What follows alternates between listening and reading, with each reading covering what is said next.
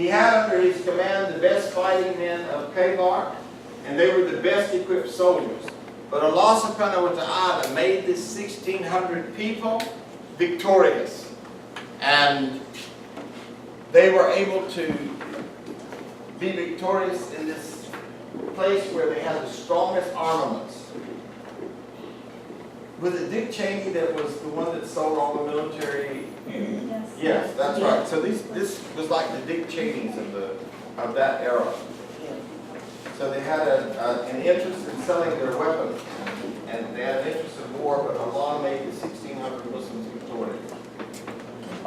Muhammad Hussein Sarajevo said in his book, the campaign of Khaybar was one of the greatest. The masses of Jews living in Khaybar were the strongest, the richest, and the best equipped for war of all the people of Arabia. And this quote right here, he gives out of the life of Muhammad, written in 1935 out of Cairo. The conquest of Khyber is a landmark in the history of Islam, and it is the beginning of the Islamic State and Empire. The Indian historian M. Shibli says in his biography of the Prophet, Khaybar, he says Khyber, was the first campaign in which non-Muslims were made the subjects of the Islamic State.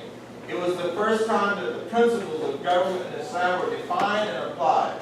Therefore, Khaybar is the first successful campaign of Islam. So that's just something you want to know about in Islam. You can go read biographies of the Prophet and learn more about it. But I just wanted you to just have a piece of the history of this particular verse, and so you have that aspect, those reasons of occasion. Before the conquest of Khyber, the Muslims were destitutes and semi-destitutes. Khyber suddenly made them rich. Imam Bukhari has quoted Abdullah bin Umar bin al-Khattab as saying, "We were hungry at all times until the conquest of Khyber." And the same authority has quoted Aisha, may Allah be pleased with her, the wife of the Prophet, is saying, "It was not until the conquest of Khyber that I could eat dates to my heart's content." So it was until this time that Muslims really struggled, that they literally gave their life in the cause of Islam. And these people, these 1,600 soldiers, they were willing to give their life for the cause of Islam. Until the capture of Khyber, the finances of the Islamic community were precarious, and the immigrants lived partly off the charity or hospitality of the helpers. And this is kind of a quote that I took directly from Muhammad, prophet and statesman. Verse 81. Yes, whoever earns evil and his sins have surrounded him, they are the dwellers of fire. That is hell. They will dwell therein forever. And those who believe and do righteous good deeds, they are the dwellers of paradise. They will dwell therein forever. They will have a life sentence, the true life sentence. Having refuted the claim of the Jews as basis, the Holy Quran lays down the divine law in this regard. Those who commit evil deeds knowingly and deliberately so that evil takes hold of them completely, leaving no trace of goodness, such men and women shall go to the hell and live there forever without any intermission or release. But those who believe in Allah and the Holy Prophet, and whose Sharia has now abrogated all the earlier Sharias, and who do good deeds in conformity with the Islamic Sharia, it is these men and women who shall go to paradise and will live there forever. Allah subhanahu wa ta'ala says the matter is not as you have wished and hoped it to be. Rather, whoever does an evil deed and aids purposefully in his error, abides purposefully in his error, coming on the day of resurrection with no good deeds, only evil deeds, then he or she will be among the people of the fire. So if people just do good deeds but they don't follow what the dictates of the Quran and the Sunnah, where does that leave them? They're not believers. So if they don't have the Aqidah, This is why one of the arguments among people of the world is this person is such a good person and they've given millions and millions of dollars. If they do not believe La ilaha illallah, They're not believers. But if they believe and they don't follow the other dictates, if they have the Well, if they believe, then they will eventually get there, but they will serve a term. But according to the Quran, if you are a Muslim, you will eventually get there. That's the grace of Allah, unless you kill another Muslim. That's an exception, yeah. How is the good people with the Lord that the faith is enough? How is it what you say They're good deeds. See, this is where everything in Islam comes by niyyah, intention. Your intention has to be that what you do is for Allah. Otherwise, your altruism is not going to be rewarded. And I know this is hard for people to grasp, but this is from the Quran. This is what Allah has warned us. Allah said He's a jealous God. We were created to serve God and to do the good that we do for Allah. And if we do it not for Allah, we're not going to reap the benefits. We have to believe in Allah and His Messenger. Yes? Actually, I was listening to this lecture which explained it in a way that I thought was very interesting. First of all, just because you're a Muslim, you claim to be a Muslim doesn't make you a Muslim. You have to really do good deeds. There are a lot of Muslims that think they're Muslims, but I don't think they really are because they don't follow the principles of Islam. So that's just, your intentions are not applied. Secondly, this man, he was explaining, he is at the Al-Maghrib Institute, he was explaining that, like when you go to a store and you take a coupon with you, and you say, okay, I want to use this coupon to get 25% off, but it doesn't belong to that store. So you're going to be told, I'm sorry, this is not for Publix. You can use this at Winn-Dixie, but you can't use this at Publix. It's a Winn-Dixie coupon. The same thing applies to your good deeds. If you're doing your good deeds to please yourself, to look good, to whatever, you can be the best person, but you're not doing it for God. You can't use that coupon on the day of judgment because God knows what is deep in your heart, why you're doing something. Allah knows, and we can't fool that. So if we go there and say, we did all these good deeds, but we didn't believe in you, but we did them, and Allah will say you didn't do them for me. So they don't count. You understand? As a matter of fact, what's beautiful about what Dr. Sadi is saying is that actually is shared. Because who are you becoming? If you serve yourself, who are you becoming? God. You're becoming God. Yes. What if they're serving it for they believe God? You know what I'm saying? They are serving it for God, but they're not Muslim. If they are not making partners with Allah, they're going to be saved. If they're making partners with Allah, they're going to be in trouble because the final revelation came. There is sufficient evidence. If they've heard, but you cannot make partners with Allah and get to this final destination. It's like that coupon or that bus ticket or train ticket or airline ticket. If you go to get on the airline and you don't have a ticket to the destination of that plane, what are they going to do? They're going to send you away. Yes, brother. To simplify matters, this will put an end to the debate. Chapter 18, Surah Al-Kahf, verses 103 to 105, Allah says that there's people who believe they're doing righteous deeds, but if they don't believe in Allah in the last day, their deeds are worth nothing. That's exactly. Thank you.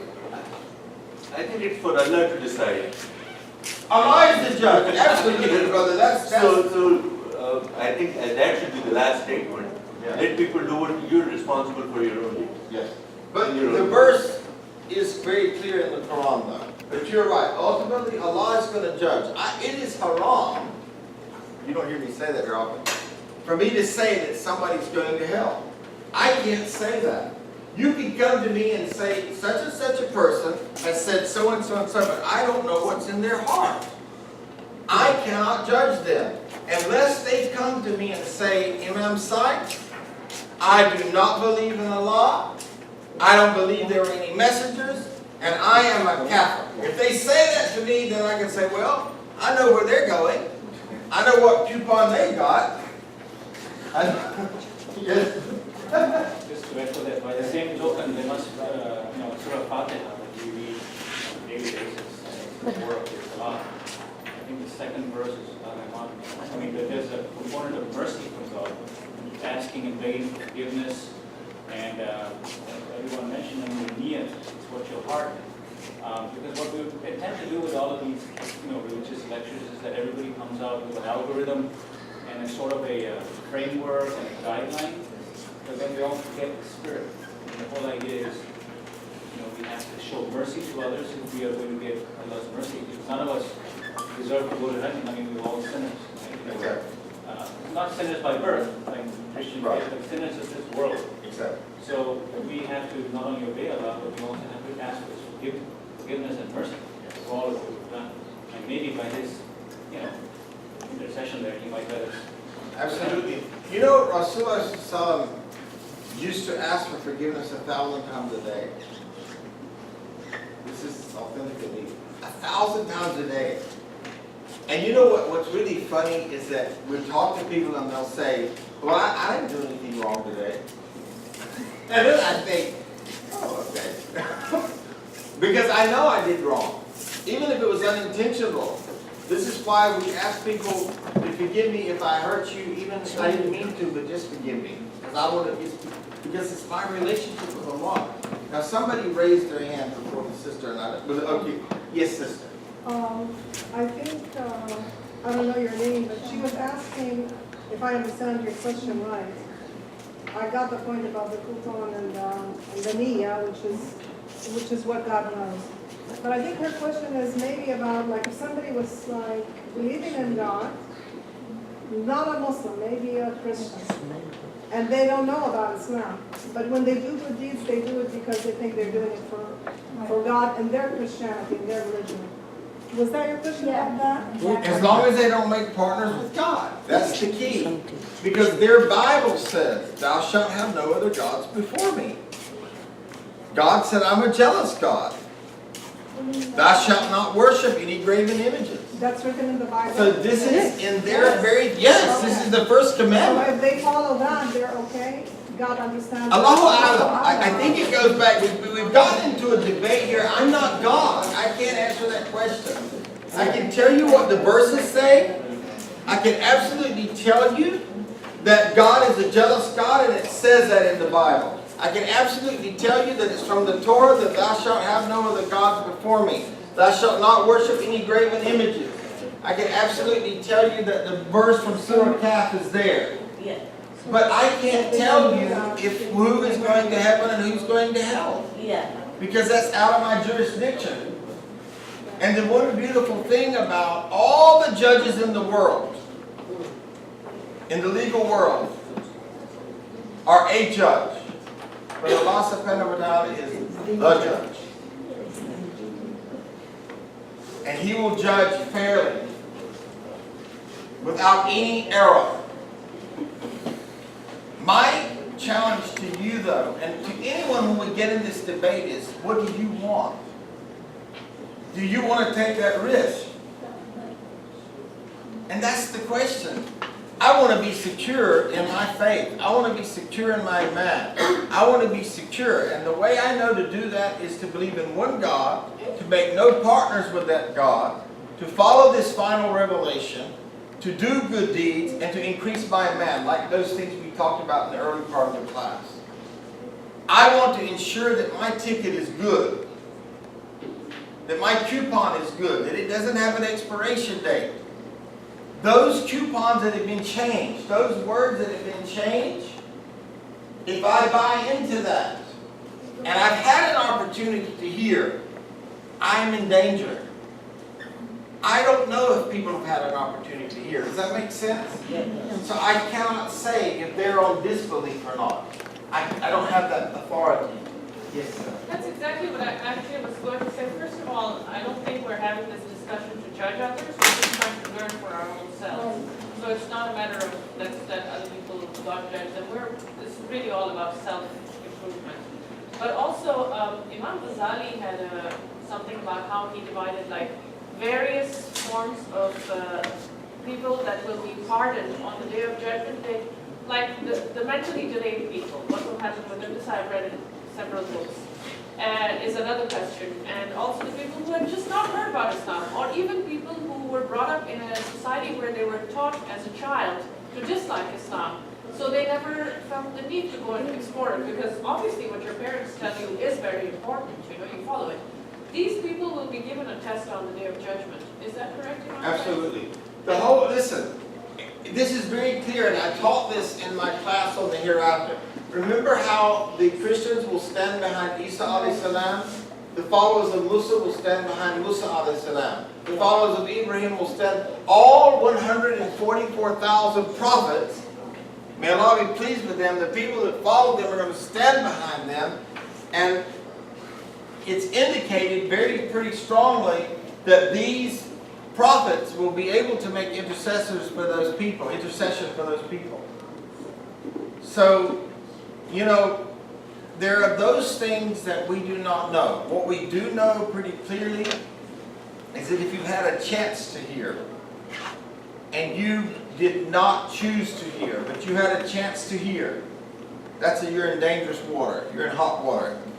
If you did not have a chance to hear, perhaps that is a mercy for you, because you're not in this dangerous water. So basically the people most at risk are people like us. Absolutely. In this class, and we are more at risk because we have the knowledge. Absolutely.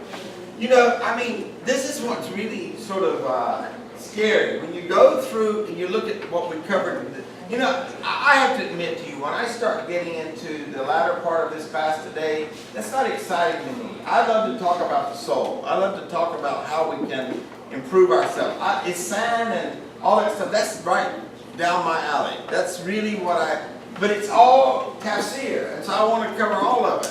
But when you've heard this stuff about controlling your thoughts and controlling your deeds, and you get out there in the parking lot, and somebody backs up and they didn't see you, and you're thinking, look at them, just look at them, they're just trying to get ahead of it. You know, what did the class benefit you? What did hearing benefit you? And this is where I think, and forgive me, I've gone after 1 o'clock. I didn't realize that it was after 1 o'clock. But inshallah, my prayer is that you will have benefited from the class today. How many people learned something today? Alhamdulillah, that's what's, mashallah. How many people are going to implement something they learned today? Inshallah. Inshallah. Alhamdulillah. Okay, I love you all for the sake of Allah. Inshallah, please bring people. School is starting, it's the summer. Our numbers, we want more people to be able to hear, you know, the truth, and be inspired and encouraged in their walk with Allah. And I think Yasin has something and my wife has something, and she gets my first ear, because that's the sunnah. We really want our class members to attend the Salicum. The event next Saturday at Turkey Lake Park, Pavilions 1 and 2, please. What time? It's not Eid picnic, that's the 2 o'clock, that the Jama Masjid is offering, inshallah. So please everybody come, and tell your friends, and everybody's welcome.